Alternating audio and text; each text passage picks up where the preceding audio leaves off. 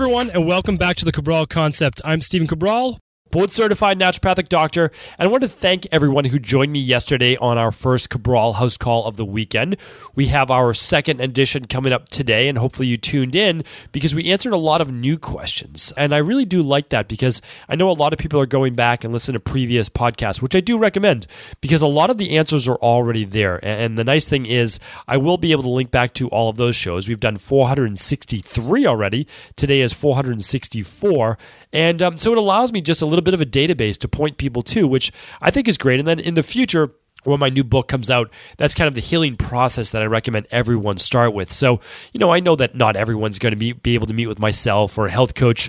Obviously, the numbers don't add up, right? You can't simply work with everyone individually, but I do believe what we're doing here hopefully helps out the greatest amount of people possible. That's my goal. So what I want to do is I want to get right into today's first question, but first just kind of apologize for the kind of nasally sound of my voice over the past 3 or 4 days.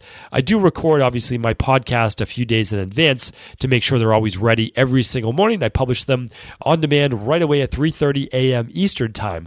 So I'm not up at 3:30 a.m., but they are getting published to you to make sure that people over in the UK get to listen to them a few hours later, and then on the East Coast and the West Coast and in Australia, because we have people listening now on almost every continent, which is just absolutely amazing.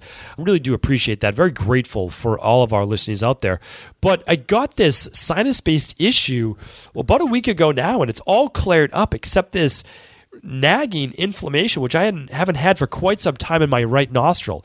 And the reason for this is that, I don't know if I've ever mentioned this before, but I have a deviated septum on the right side of my nose, on that nostril there, which is basically the cartilage and the bone, which formed, actually, I was very, very young. I was about 3 months old. And I've never told this story before, but I was strapped into kind of one of those like baby mobile type carriers. And I was on top of let's say a 4-foot counter, like a normal island in your kitchen. And I was, a colicky baby, of course, right? So I fell off and I was strapped in. I landed face first on the floor. And obviously at that young an age, you can't really break your nose, but I broke my nose. It was pushed over to the side. So, of course, my mother was frantic, took me to the emergency room. They said there's nothing they could do. It's just essentially a little bit of a broken nose. Well, how my nose healed, no one can say for sure. Maybe I was born with a deviated septum, but for sure, I have a deviated septum now. And it's about 80% occluded or 80% blocked. And so even on a good day, because I have a very low inflammatory diet, all of these things I've kind of figured out. Like I can't eat inflammatory foods. I've got to balance my pH, all those things. And it works great. The only time I really notice it is when I'm doing high-level cardiovascular-based conditioning.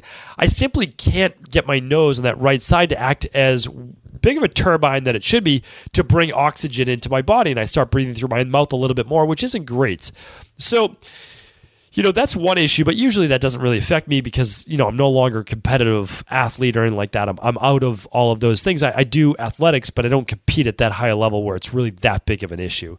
But the only thing is whenever I get some type of sinus-based congestion, it's harder to drain from that right side of my sinus. So, of course, I do a lot of neti pot. I use my ear, nose, and throat protocol to make sure that it doesn't turn into a sinus infection. I keep clearing out the area. It's just that right side. But since that side has such a small space, a small area for error, that it's hard to get that to drain. So, although I'm never one on elective surgery or surgery in general, it's potential in the future that I may actually have that side widened. I have to debate the pros and cons. But it's difficult to keep all the different infections and to keep the body and healthy that I want when you cannot drain out all of the mucus and everything that you get on that side of the nasal passage necessary. So anyway, I do a lot of great things that helps keep it there. I use the fire cider. I use the GSE nasal spray. I use the neti pot twice a day with a little bit of sodium. I'll put sometimes a little bit of baking soda or a little bit of GSE drops in there, and it works great. That keeps all of the infection out. But again, I apologize for the nasal sounding. Left side, great. Not right side, not so much. But it doesn't affect anything. It doesn't affect my energy. Doesn't affect thinking, anything like that. It just affects this nasal sounding voice. So please do bear with me until that goes away, which I'm assuming shouldn't be more than another 24 hours or so. All right, let's get into our questions. Stephanie is up first. Hi, Dr. Ball. I love your podcast. Thank you for providing listeners with this valuable info. A bit of background. I'm active and try to maintain a healthy diet. I stretch every day and I'm fairly flexible. However, for the past few years, I've noticed all of my bones crack. I was never that kid in grade school who could crack her knuckles, yet now, in my late 20s, everything from my hips, ankles, wrists, knuckles, neck, never seemed to stop cracking. I'm embarrassed in yoga when I'm trying poses because the cracking can be quite loud. What do you suspect this is a sign of, symptom of, and what do you recommend I do? Thank you. Okay. So, Stephanie, this would be actually quite easy if I saw you in person, but this is a Vata-based symptom. So it's an ectomorph-based symptom, usually the thinner body types or anyone who's lost significant weight or they're a little maybe leaner than they should be.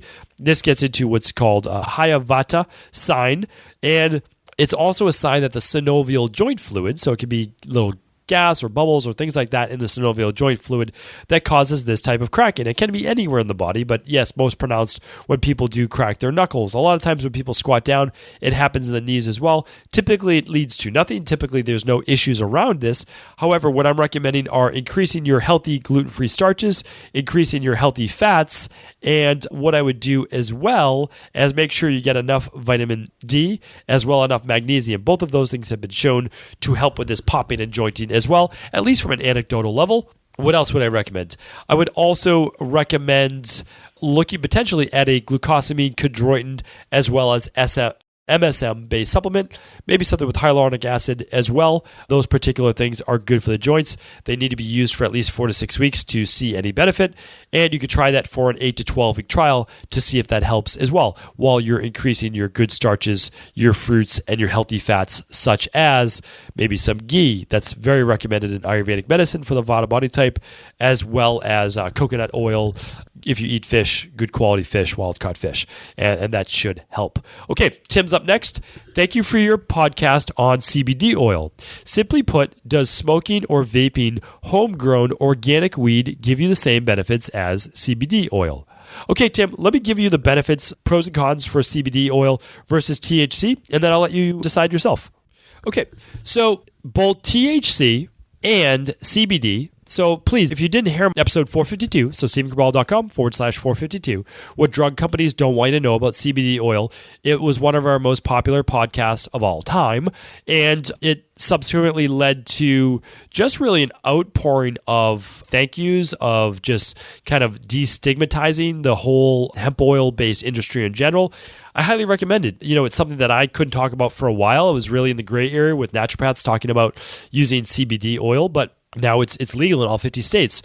So the difference between CBD oil and THC is that even though they both come from cannabis, is that CBD oil has less than 0.5 THC, which means unless you're using 5 dosages per day, you're really not getting enough THC to get any of that, you know, that psychoactive based effect. So that's not how most people use it, and you won't drug test positive with using 1 or 2 dosages per day because it's at that lower level. So you're just not getting the psychoactive components. What you're getting are all of the amazing benefits that I spoke about. Hopefully you tuned into that.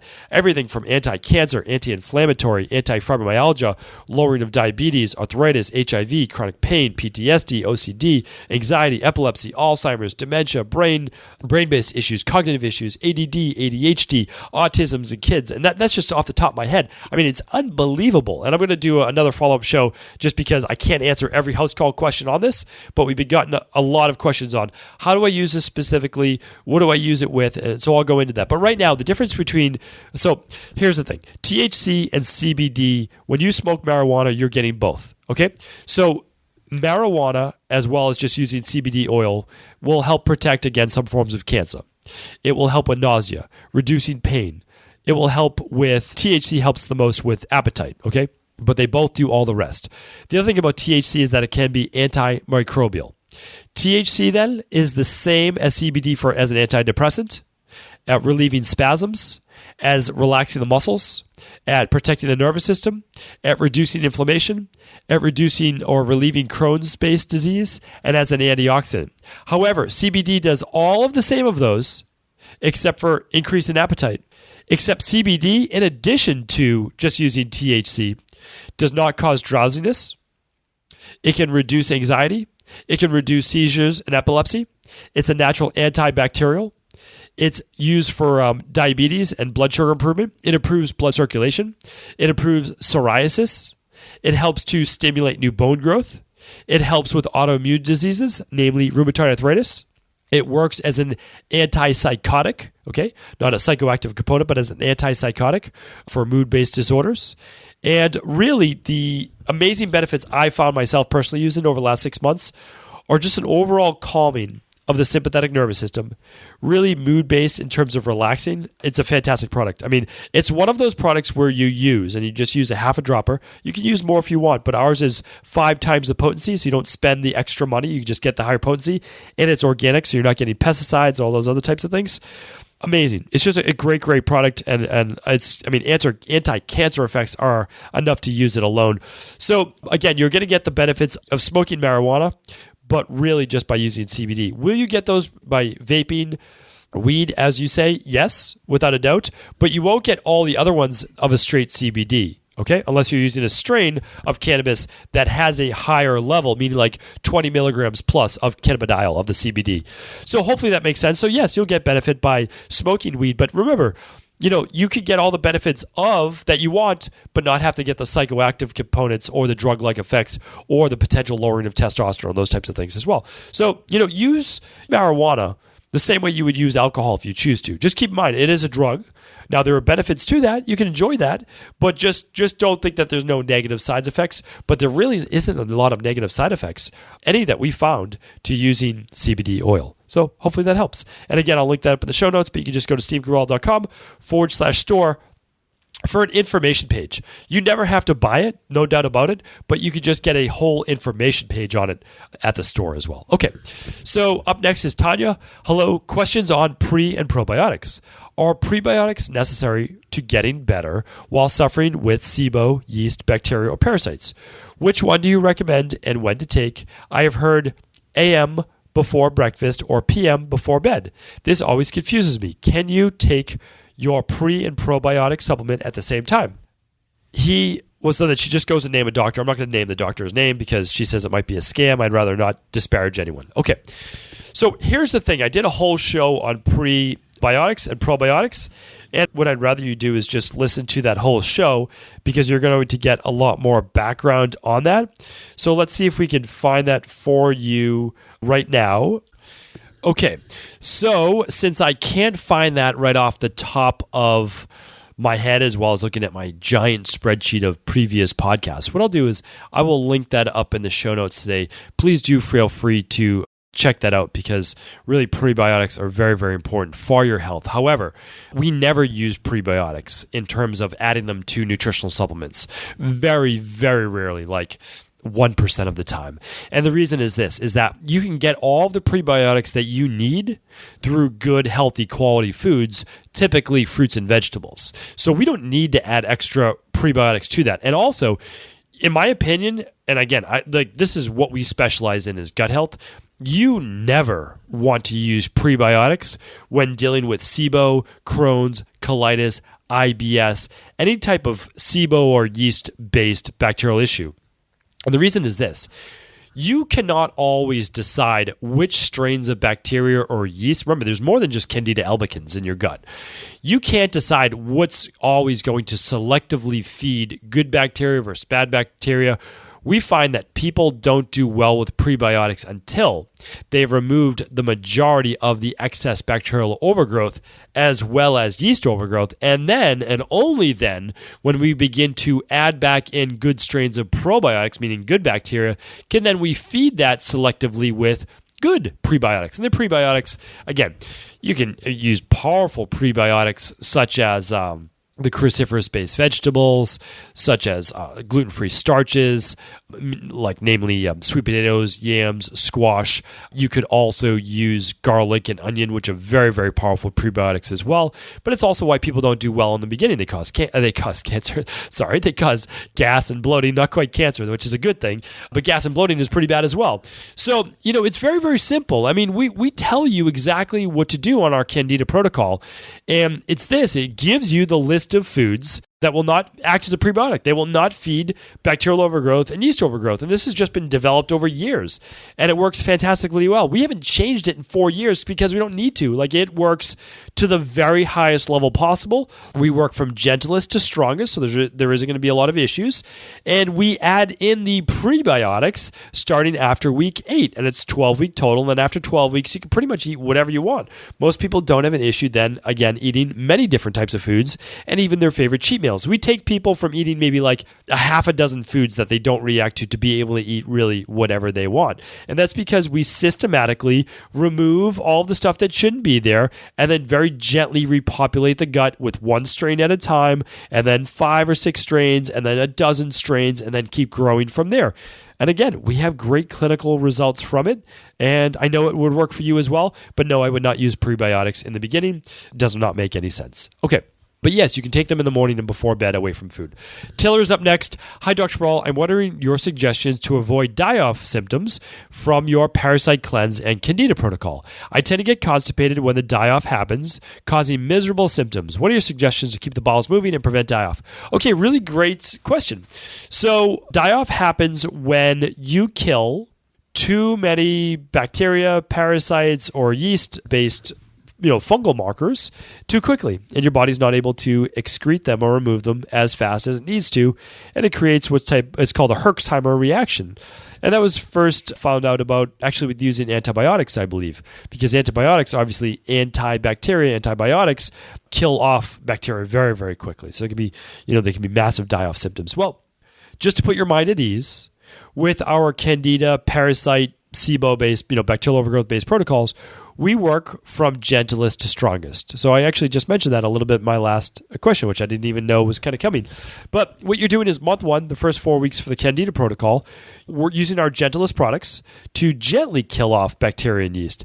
Then month 2, a little stronger. By month 3, you're using the strongest products possible, and usually we have no die-off symptoms this way. Very, very, very rarely. But what we like to say is we want to make sure that people do have a bowel movement once to twice per day, so that if you're typically constipated, then use our constipation protocol. Magnesium citrate, psyllium husk fiber, lots of great things that you can use. Those work fantastically well. Digestive enzymes with meals will keep things moving as well. And then can't recommend enough the intestinal cleanse after a week or 2 weeks or 3 weeks of being on the parasite protocol or even the candida protocol if you choose to. More important for the parasite cleanse is to do a colonic or just the intestinal cleanse that we recommend as well. Works so great. They really work well in conjunction with each other. My opinion is that you do things once and you do it right. That's my opinion. I don't want people to be going through this the rest of their life. Just do it right. That's it. And then also, if you're ever worried about die-off, if you get die-off, if you're feeling those symptoms, just start at one cap. Or even still, just start at one product. It's 3 products. That's all. Just 3 products for the protocols. And start at one product. Just do the lowest possible dosage, which is 1 cap. And then every 3 days, if there's no issue, get to your strongest dosage. Then after that, if there's no issues, add the next product. Start at 1 cap, then move up to the 2 caps if possible. And then you just keep going like that. And that will allow you to get to the strongest strength. It might just take you a little longer. That's okay. We do that in my practice. That's no problem at all. It's actually just called titration. We're titrating in each product to make sure that you don't have any sensitivities to that. Really smart. There's no issues with doing that as well. Okay, Erica is up next. I have a question in regards to the food sensitivity test page. It's mentioned that IgG is being tested. However, the sample report shows for IgE. Are both being tested? Thanks for your help. So, Erica, this is our fault. This is just a really great find on your part, and I really appreciate you writing in and letting us know. The photo is just a really old photo. That's like a totally outdated photo that I'm sure our web designer just found online when looking at the GPL test that we use. So, no, it's an IgG test. Very few people are testing for IgE food sensitivities now, and the reason is that those are really blatant food sensitivities that happen within a few minutes to a few hours of eating the food. Hives, anaphylaxis, inflammation, brain fog, fatigue, headaches, migraines. That happens right away. What we test for is that latent response with the IgG test. It's a simple finger poke at home. It's fantastic. It's easily our most popular test. I mean, people love it. They really do. And you just eat a couple days before all the foods that you would like to test. You don't have to do it that way. You can just do normal eating and test that way as well. People do both, and it shows a latent response. Foods that you react to 24 to 72 hours later that you really can't figure out, even with the food journal. It's pretty tough because, 2 days later, you're looking at 48 hours later if you've eaten at least probably 8 different meals with, maybe a half a dozen ingredients in each one. So you're looking at like 50 different, foods. It can get complicated to figure out what your reaction might be. So thank you for letting us know. By the time you get to this podcast, that photo will hopefully already have been changed. Cassie's up next. Hi, Stephen. Thank you so much for allowing our learning to never stop. I actually have 2 questions that kind of tie together. One, I eat about 90% vegetables by roasting them. I typically do 2 tablespoons of grapeseed oil at 400 degrees for about 20 minutes or so. I find this the easiest way to cook them. Number 2 is my second question goes back to the first one of not feeling well when I eat raw vegetables. I'm currently going through your Candida protocol because I've decided, based on the myriad of symptoms, that I most likely have an overgrowth. I can't read all of it just because there's quite a bit to the question. And every time I bring it up to my PCP about digestion, they've asked both an MD and a DO. They seem to dodge and talk around the question. Can you help me with this? Okay, sure. So it seems one is you're asking, is it safe to cook with 2 tablespoons of grapeseed oil? And the second one is, why do you get some bloating-based issues or difficulty digesting with raw vegetables? Okay, so sure, we can answer these, no problem. So the first one is you have to watch out for oxidation whenever you're using oil and cooking. Okay, so grapeseed oil does have a higher smoke point. It does, so there's no doubt about that. Coconut oil, grass-fed butter, ghee, higher smoke point. Okay, if possible, try to add your oil afterwards as a dressing with your herbs and those types of things.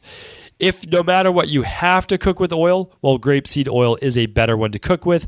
I still actually prefer the saturated ones such as coconut oil or grass-fed butter or ghee, and that's because they are saturated. So in the end, they're most likely going to produce less advanced glycation end products and different types of basically oxidizing of the oil. That's how I'm looking at it. I'm looking at the long-term overall health. So that's my opinion on that. Now, in terms of breaking down raw vegetable, what we're dealing with a lot of times is a cellulose structure, the fiber within vegetables that can make it very difficult to break down. Now, keep in mind that a lot of people don't have strong digestive systems for whatever reasons. It can be your past that you spoke about in the note. It can be a weakening because of low hydrochloric acid, a weakening because of low digestive enzymes being produced, many, many different reasons. But what we're looking at is, why is the body not be able to break down as much of the cellular structure? So just keep in mind, you could be one of those people that just doesn't chew their food very well and break it down very well. Like, you really have to break down that. I mean, for example, look at cows. They have multiple stomachs. They have a rumen. They're able to just chew grass. You're asking yourself to chew grass or leaves when you try to eat salad. That can be very difficult to digest. I find most harder-based vegetables, such as cruciferous-based vegetables, cauliflower, Brussels sprouts, kale, any type of leaves, better to cook those to get more of the nutrients out. That's my opinion. Sure, you can do some raw vegetables, no doubt about it, but we humans seem to do better with those blended, pre-digested, pre-broken down. It takes less energy from our body. So use it however you want. Use digestive enzymes for right now to start to gradually to build up your digestive system. After you've done digestive enzymes and really cooked foods at the beginning, or processed foods, blended foods, food processor, then start to introduce 1 cup of raw vegetables at a time. Start with like raw carrots or raw baby spinach, or one of those products like butter lettuce, which are a little easier to digest, and then work your way up from there. So no matter what, you're getting the good benefits of cooked vegetables, blended vegetables, pureed vegetables, however you want to do it, as well as then adding in some of the raw vegetables maybe towards the latter part of the meal, since they'll take a little bit longer to break down, and just do remember to chew them a little bit better. Okay, Mary Ellen is up next. Thanks for always answering all of our questions. I'm so happy you take the time out of your day every day to give your listeners helpful advice to make our best selves every day. For about 6 to 8 months, I've had some intense itchy sensations all over both of my legs. They are little raised bumps that can get itchy until they bleed. They are literally only on my legs, and I do not consume dairy or gluten. When I itch, I get big and red blotchy irritations around the area. Okay, so many different reasons for these red, itchy, blotchy sensations on the legs. So it could be low hormones. That's one. It could be low thyroid. That's two. It could be low absorption of good fats in your diet. That's three. I won't count each one.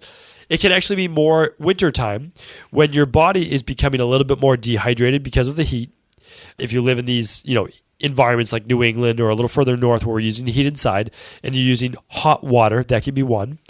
Higher amounts of histamines. When you get inflamed, these histamines can cause this itchiness as well. It could be early signs of eczema, that's for sure. It could be signs of another food sensitivity. So you can have a food sensitivity beyond gluten and dairy. For example, eggs are a very common food sensitivity that nobody really knows about. You can simply eat eggs for a couple days before, do a food sensitivity test, and you'll be able to see if there's a specific food sensitivity for you as well. My other recommendation is try to pin it down because this can also be environmental. Do keep in mind that what is it happening when you're at work predominantly? Is it mainly happening when you're at home around a certain animal like a cat or a dog that you might have just gotten? Or what about time of the day? Is it mainly happening right when you wake up, or is it not happening really till after lunch or after dinner? After dinner could be a sign of dropping in cortisol, so you get this lowered inflammatory response. Your body's not actually able to produce a normal inflammation. Remember, too little of a hormone or too much, not a good thing. We want a balanced response to that. So again, happening at night could be a sign of parasite, could be a sign of some type of bacterial infection. There are so many different reasons. What I need you to do is try to pin down when it's most likely happening to you, or over the last 6 to 8 months, what happened? What changed? What changed in your health? Did you take antibiotics 6 to 8 months ago? Did you move locations? Was it just moving into the winter season? Try to figure out what might have been the causal, the change for this thing.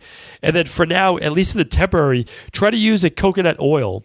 Coconut oil acts as a moisturizer as well as an antimicrobial. It helps to soothe the legs. Put that on every night and then cake it on at night and then use it in the morning before you leave, but you can just wipe off the excess. Hopefully that gets you started and moving in the right direction. Okay, our last question of the day is from Kyle. Kyle writes, "Hi, Stephen. I've been on a bit of a personal health journey the last 2 years, trying to figure out what is wrong with me, and I recently discovered your podcast. I have to say you are absolutely brilliant, and I really appreciate all the work you do for people. I'm learning so much from you, and now annoying family and friends with constant information I'm learning." Thanks, Kyle, and then that's great that you get to be that friend. I appreciate it. 2 years ago, you got food poisoning on holiday and got very sick.